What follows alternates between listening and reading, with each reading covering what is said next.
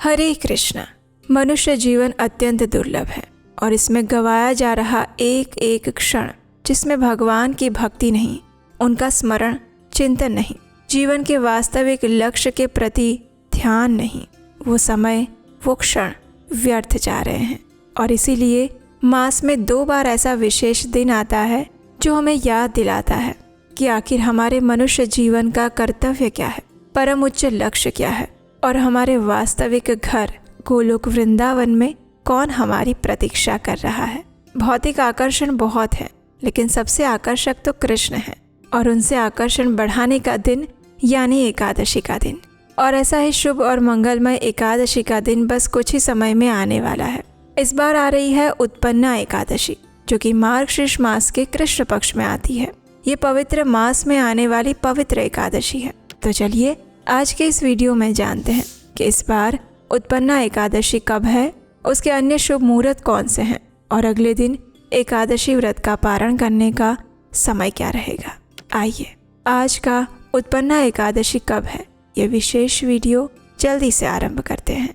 वैदिक पंचांग के अनुसार इस बार उत्पन्ना एकादशी आ रही है 15 नवंबर 2025 शनिवार के दिन और इस एकादशी का पारण करने का समय रहेगा अगले दिन यानी 16 नवंबर 2025 रविवार के दिन सुबह 9:12 से लेकर 10:26 के बीच में।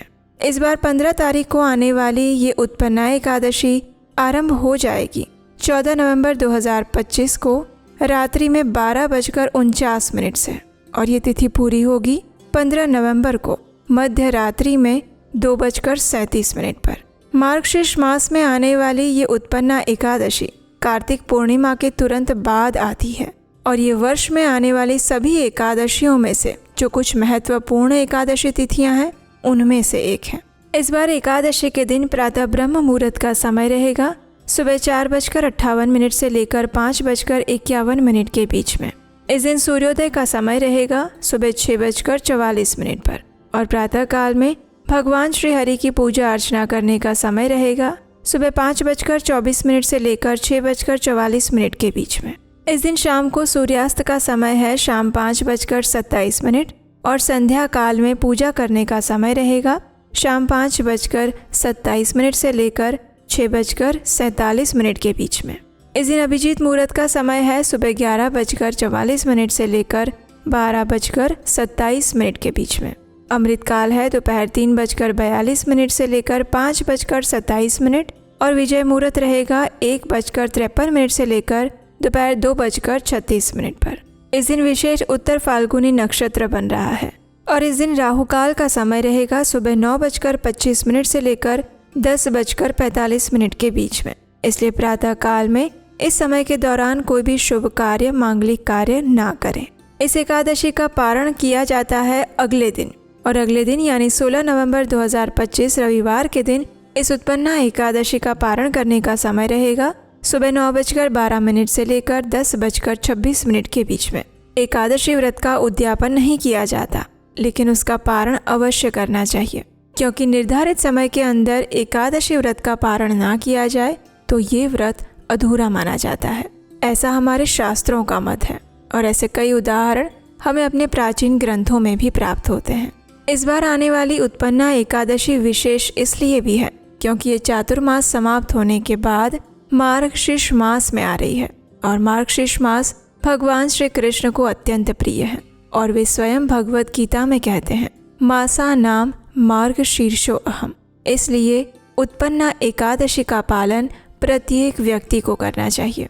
हमारे प्राचीन वैदिक ग्रंथों में कहा गया है कि चाहे कोई बालक हो या वृद्ध, स्त्री हो या पुरुष, विवाहित हो या अविवाहित, विधवा हो या विधुर, प्रत्येक मनुष्य को एकादशी व्रत का पालन अवश्य करना चाहिए।